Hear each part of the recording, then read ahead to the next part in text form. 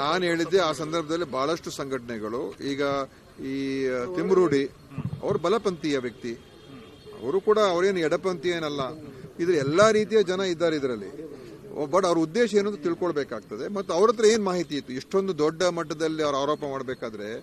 ಅದು ಬಲಪಂಥೀಯರೇ ಆಗಿರ್ಬೋದು, ಎಡಪಂಥೀಯರೇ ಆಗಿರ್ಬೋದು, ಬೇರೆ ಬೇರೆ ಸಾರ್ವಜನಿಕರು ಕೂಡ ಅನೇಕ ಜನ ಇದರಲ್ಲಿ ಸಂಘ ಸಂಘಟನೆಗಳು ಇನ್ವಾಲ್ವ್ ಆಗಿದ್ರು.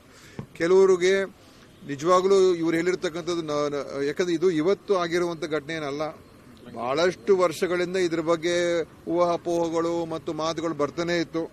ಇದನ್ನು ನಿನ್ನೆ ಮೊನ್ನೆ ಸೃಷ್ಟಿಯಾಗಿರುವಂತ ವಿಷಯ ಅಲ್ಲ. ಆದ್ರೆ ಈ ತರ ನೂರಾರು ಶವಗಳು ಅಲ್ಲಿ ಕೂತಿದ್ದಾರೆ ಅಂತ ಹೇಳುವಂಥದ್ದು ಈಗ ಹೊಸ ಸುದ್ದಿ ಬಂದಿರುವಂಥದ್ದು. ಈಗ ಇದರಲ್ಲಿ ಬಹಳಷ್ಟು ಜನ ಇನ್ವಾಲ್ವ್ ಆಗಿದ್ದಾರೆ. ಇದು ಯಾಕೆ ಏನು ಅಂತ ತಿಳ್ಕೊಳ್ತಕ್ಕಂಥ ಒಂದು ಸಮಯ ಈಗ ಕಾಲ ಬಂದಿದೆ. ಇದರಲ್ಲಿ ಯಾರು ಒಬ್ಬರ ಮೇಲೆ ಬ್ಲೇಮ್ ಮಾಡುವಂಥದ್ದಲ್ಲ. ಇದರಲ್ಲಿ ಕೆಲವರು ನಿಜವಾಗ್ಲೂ ಕೂಡ ಅವರನ್ನು ನಂಬಿ ಅವರನ್ನ ಫಾಲೋ ಮಾಡಿರ್ಬೋದು.